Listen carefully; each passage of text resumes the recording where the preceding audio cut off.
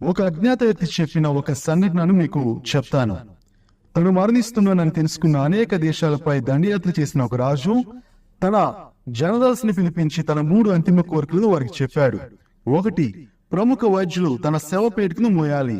2, అతను కూడబెట్టిన సంపద, డబ్బు, బంగారం, విలువైన రాళ్లు మొదలైనవి శ్మశాన వాటికకు ఊరేగింపుగా వెళుతూ ఉండగా చెల్లా చెదురుగా రోడ్డు మీద పడవేయాలి. 3, అతని చేతులు అందరికీ కనిపించేలా శవపేటిక వెలుపల వేలాడదీయాలి. ఈ అసాధారణ అభ్యర్థులను విన్న ఆ జనరల్స్ ఆశ్చర్యపోయి ఆ జనరల్లో ఒకరు ఆ రాజును ఎందుకు ఇలాగా అని అడిగారు. ఆ రాజు వివరించి చెప్పాడు. మరణం ఎదురైనప్పుడు అత్యుత్తమ వైద్యులకు కూడా నయం చేసే శక్తి లేదని నిరూపించడానికి అత్యుత్తమ వైద్యులు నా శవపేటికను తీసుకుని వెళ్ళాలని నేను కోరుకుంటున్నాను. భూమిపై సంపాదించిన భౌతిక సంపద భూమిపైనే ఉంటుందని ప్రతి ఒక్కరూ చూసేలా వాటిని నా శవం పోతున్న దారిలో పడవేస్తే చనిపోయిన తర్వాత ఏమి తీసుకుని పోలేము అని ప్రజలు అర్థం చేసుకోవాలి. నా చేతులు గాలిలో ఊగాలని నేను కోరుకుంటున్నాను.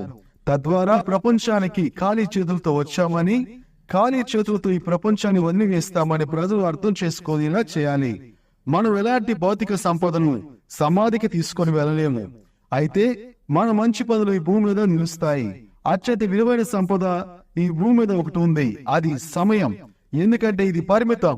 మనం ఎక్కువ సంపదను ఉత్పత్తి చేయగలము, కానీ మనం ఎక్కువ సమయాన్ని ఉత్పత్తి చేయలేము. మనం ఎవరికైనా మన సమయాన్ని ఇచ్చినప్పుడు మన జీవితంలో మనం ఎన్నటికీ తిరిగి తీసుకోలేని కొంత భాగాన్ని నిజంగా ఇస్తున్నాము. మన కాలమే మన జీవితం. కాబట్టి దేవుడిచ్చిన సమయాన్ని వృధా చేసుకోకుండా మన సమయాన్ని దేవునికై వెచ్చిస్తే దేవుడు మన సమయాన్ని హెచ్చించి శాశ్వత సమయం అనే జీవితాన్ని ఇస్తాడని చెప్పాడు ఆ రాజు.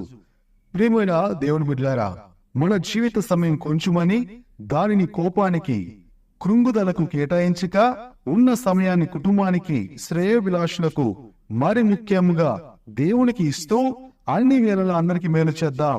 కాబట్టి దేవుని వాక్యం ఇలాగా చెప్తుంది గలతీయులకు రాసిన పత్రిక 6:10లో, కాబట్టి మనకు సమయం దొరికిన కొలది అందరి ఎడలను, విశేషముగా విశ్వాస గృహమునకు చేరిన వారి ఎడలను మేలు చేయదము.